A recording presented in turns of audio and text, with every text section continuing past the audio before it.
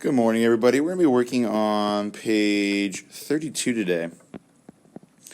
And we're going to be working with still decomposing, so breaking down these fractions into smaller fractions. But we're going to be using area models to show equal to or equivalence. So working on the first couple problems today, we can really focus on making sure that we're showing that equivalence and making sure that we're using the area model to represent it. So here, we're always going to represent our first fraction, which is this 1/2 here. And what they're stating is that the equivalent is to 3/6. So when we make our fraction or make our area model, we're not making it small. Remember, area models are wide. Okay, and this area model is going to be broken into half. Okay, and it's going to be broken into half, and it's going to be shaded in because it's 1/2. All right, now to make it into 3/6, if I cut it just in one row to make 1 and 2 rows, that's only 2/4, right? Because we have 1, 2, 3, 4, and only 2 shaded for 2/4. So that does not make 3/6. What we have to do is we have to cut it 2 times. 1, 2. To make 3 rows. 3 rows. And now we have 1, 2, 3, 4, 5, 6. And we have 1, 2, 3 shaded for that 3/6. Okay? So let me practice B and C, and we can go on, and you can do D, E, and F on your own, making these area models. So again, we're going to be working with 1/2 here.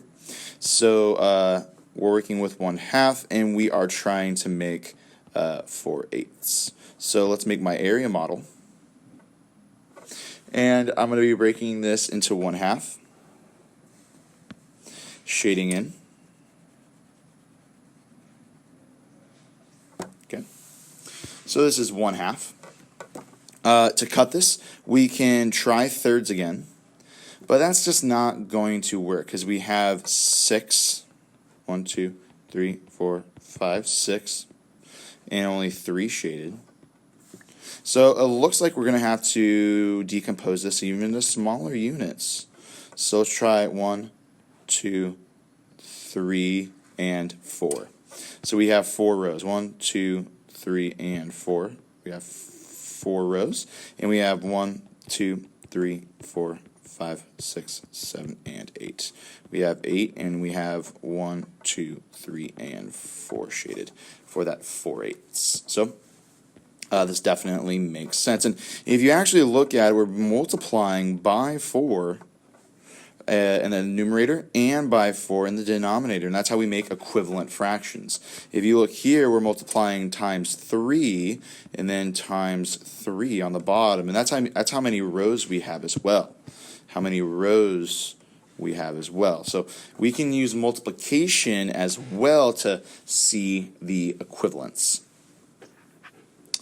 Okay, so I'm going to work with this last one here for you, and you're going to be going on to the rest of today's problem set. We have 1/2. It equals 5/10. So let's make a area model for it. Now I'm going to cut it into 1/2. Now, if you see here, I'm definitely multiplying by 5, right? 1 times 5 equals 5. 2 times 5 equals 10. So I can see that I'm going to cut this into fifths. 1, 2, 3, and 4, and 5. So I have 1, 2, 3, 4, and 5. Boom. Right? 5 times. So let's count, see if we're right. So 1, 2, 3, 4, 5, 6, 7, 8, 9, and 10. And we're right on the dot. 1, 2, 3, 4, and 5 are shaded. So 5/10. Perfect. So make sure to use that multiplication to help you figure out how many times you're going to be making these rows. Okay, remember, these are your rows. I have 5 rows. Okay, perfect. I finished this out today, D, E, F, and 3. All right, have a good one, everybody.